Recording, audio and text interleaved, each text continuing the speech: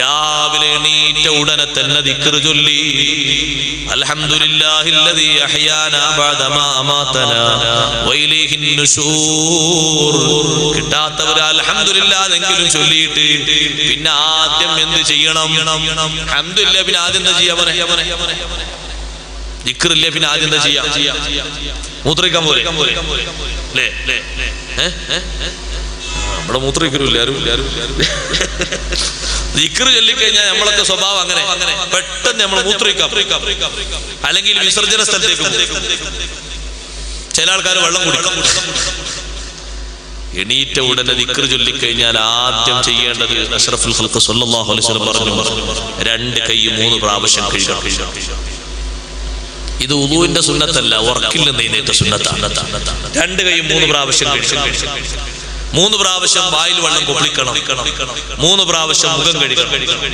എന്നിട്ടാണ് ബാത്റൂമിലേക്കും കണ്ടാസിലേക്കും വിസർജന സ്ഥലത്തേക്കൊക്കെ പോകണ്ടേ. എന്തേ അങ്ങനെ പറയാൻ കാരണം? എന്തിനാ ആദ്യം തന്നെ കൈ കഴുകണമെന്ന് പറയാൻ കാരണം?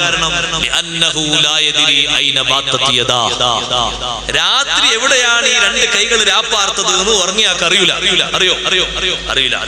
നിങ്ങൾക്കൊക്കെ അങ്ങനെ എന്റെ കൈ എവിടെയോ ഉറപ്പുണ്ടെന്ന് പറയണമെങ്കിൽ നിങ്ങൾ അവിടെ ഒരു CCTVന്റെ ചെറിയൊരു ക്യാമറ രാവിലെ എടുത്ത് ഇങ്ങനെ പരിശോധിക്കുമ്പോൾ നിങ്ങൾ പറയും ഈ നാട്ടിൽ ഏറ്റവും വലിയ സർക്കസ് ഏറെ ഞാൻ തന്നെ എന്ന് പറയും.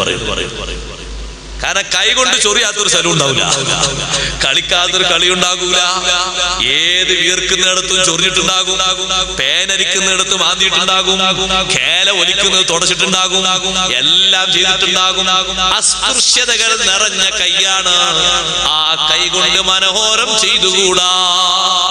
ആ കൈ കഴുകാതെ തന്നെ ആ കൈ കൊണ്ട് വെള്ളമെടുത്ത് മിസ്വാക്ക് നനച്ച് ബ്രഷ് ചെയ്തുകൂടാ. ഇതൊക്കെ ആരോഗ്യ രംഗത്ത് വലിയ പ്രശ്നങ്ങൾ ഉണ്ടാക്കും.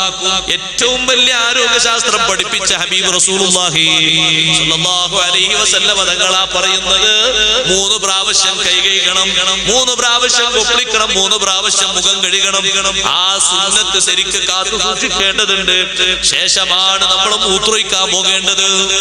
മുഖം കഴുകാതെ മൂത്രമൊഴിക്കാൻ പോയാൽ എന്താകും?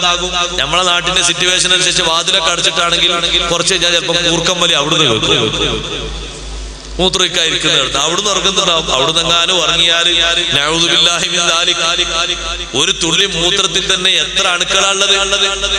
അതങ്ങനെ തന്നെ വലിച്ചു കയറ്റി നേരെ തലച്ചോറിലേക്ക് കൂർക്കം വലിന്റെ വലിയിൽ അങ്ങനെ കയറിപ്പോകും.